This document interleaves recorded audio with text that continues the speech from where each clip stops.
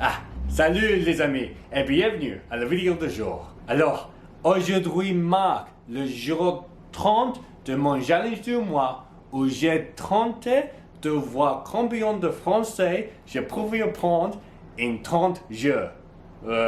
28 jours. Ce challenge a été très difficile, mais très amusant et enrichissant.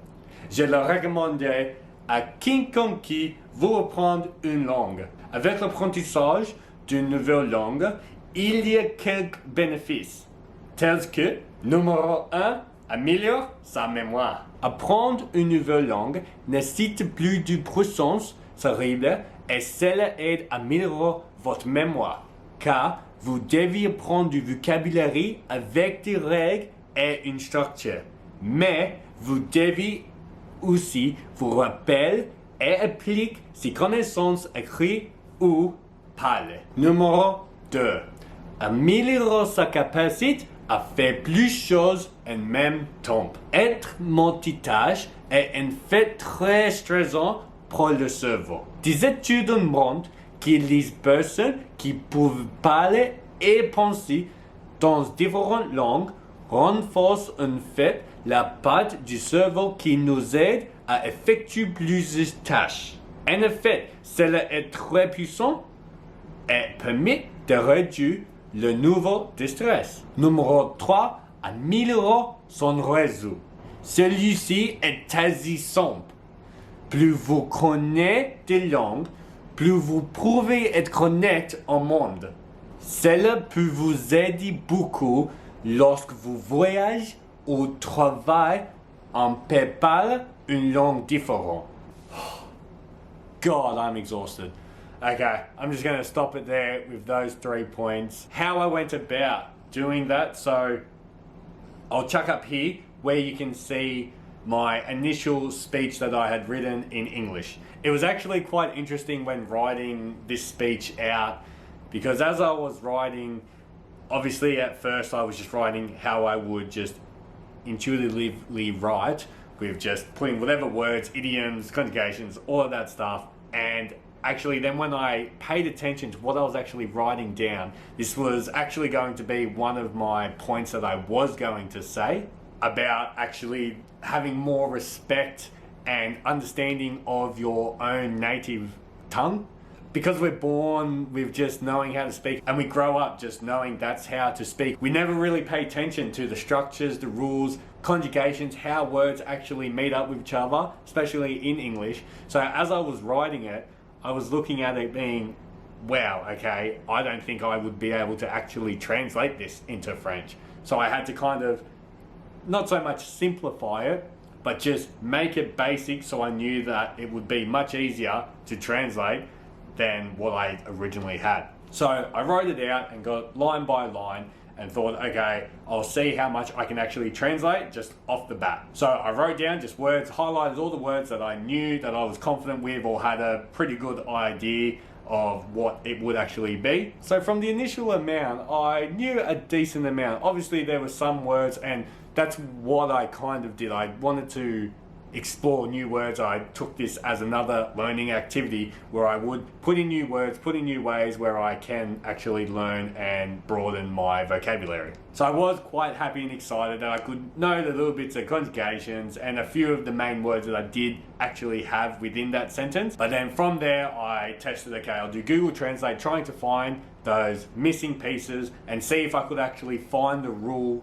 to make sure that they fit well, like example, putting the nouns in front of the adjectives and so on, like swapping some words around. Some of them I got, some of them I didn't. And then after this, I sent it to my friend and said, translate this.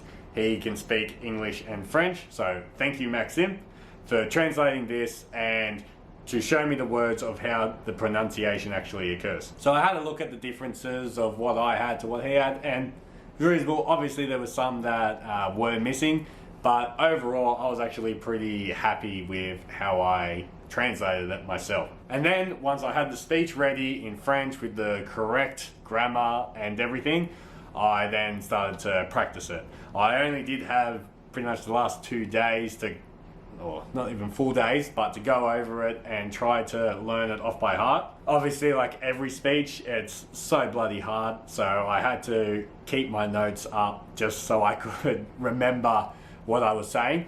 But it was actually interesting what I was trying to do, and what I started to do with it was, instead of just reading it out as the pattern and the sounds and everything, was actually break down those words and to actually know what those meanings were. So if I did slip up without reading it, I would actually know what word to put in myself, not by looking at the notes. So for most of it, I actually was comfortable in knowing which word was missing and to think about it and go on. Obviously, I wanted to make it a little bit more fluent for you guys, so I did have my notes up just to be safe, so that I could just read off it without looking like an idiot, thinking and looking up and trying to think. So overall, looking at this challenge, it's a bit of a tricky one to say if I have mastered it or not. You can never really master a language. In my Duolingo course, you can see how far I actually got. So you can see that it wasn't too far.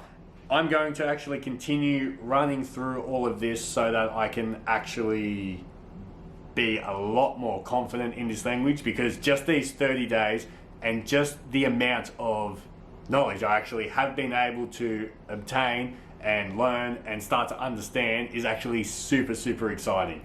Very tricky once it gets to some new elements, but it is so much fun. So you can see, not much has been done there, but I have only had a few hours in the day to, or not even a few hours, maybe 30 minutes a day to actually go through this. So again, I just kept to the thing. I forgot to buy the French for Dummies. So this is solely on Duolingo and on the Coffee Break French free podcast. That's all I've been doing. It's actually helped immensely having my girlfriend learn it as well, because she's always wanted to learn a language. So it was great for both of us to learn it together. And the best part about it was when she would have questions, because I knew that little bit more than her, I was a little bit ahead. When she would ask questions, it would make me think about it too. And I would be like, yes, no, that is actually interesting. I didn't even realize that. Thanks for bringing that up. Okay, let's try to work it out, so then we both know. So it's good. Like with everything that you learn more by teaching it. You can learn something and then you go to that next level once you teach it. So thank you, Taylor, for learning that as well, because that has helped me immensely. And we both are going to continue learning it, so it's only going to make it easier. So if you do have somebody who does want to learn a new language with you, find that partner, learn it together. Duolingo is great for having that competitive edge, because you actually can see how many points and XP the other person has learned. So go do that, and then you can build up together, race each other and help each other. So overall, this challenge, I decided that these challenges I might start scoring them, just to give you guys an insight on, was it worth it? Was it worth me doing it? Is it worth you giving it a go if you haven't already? So I thought I would break it down into 3 elements. 1, difficulty. 2, benefits. And 3, would I recommend it? So 1, difficulty. Obviously, this is learning a whole new language. So I saw from studies that the peak age to learn a language is around the 3 to 6 age, because obviously you're not thinking of the rules, you're just accepting what it is and you're using that. Kind of like how we've learned, for most of us, English. We know nothing about it, it's just natural, we just have to do it. So as you get older, it's trickier because you're trying to think of the logic and actually translate it. I found that the best way to do it is literally just strip it back, all the knowledge you know. Obviously there'll be some that to translate to kind of help you, but then to just go in with an open mind, a free mind, of trying to accept that, okay, this is how you do it. So for a difficulty, I will give this, it wasn't even really that hard. From what I had and from the new speech and new words that I was learning, because I already knew that foundation within 30 days, it wasn't that hard. The only thing was having those new words to know how to pronounce them. So for difficulty, for learning a new language, I'm going to give it a 2. Because obviously it's learning a new language, kind of hard. Next up, benefits. So as you saw in my little speech, networking. The more languages you know, the more people you can speak to. Imagine you find your lifelong partner or your dream job or your best friend or, I don't know, something cool that you read, that your favorite book that was in a different language. It helps so much.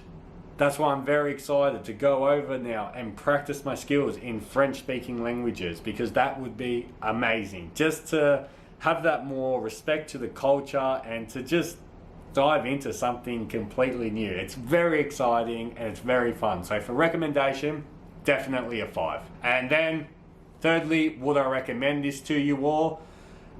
100% 5 straight off the bat. This has been so much fun. The benefits that it has to your memory, again, like in my speech, the power that you use to be able to multitask and to be able to think, the fact that people can think and dream in multiple languages blows my mind. That is absolutely amazing. So definitely would recommend it to all of you for the benefits to your mind, to your networking, and you just look cool if you can say stuff in different languages. So 5 for recommendation. So that pretty much finalizes my day 30 or 29 of my February Master in a Month challenge. Thank you so much, guys, for watching. Hope you enjoyed it. I'm very excited to actually continue this challenge. And yes, I will be continuing this challenge, so I'll keep it updated for you guys on my Instagram at JMLFit, where you can see my updates. I'll put in whatever. I'll show you guys how far I am in Duolingo or in the podcast, whatever you guys are into.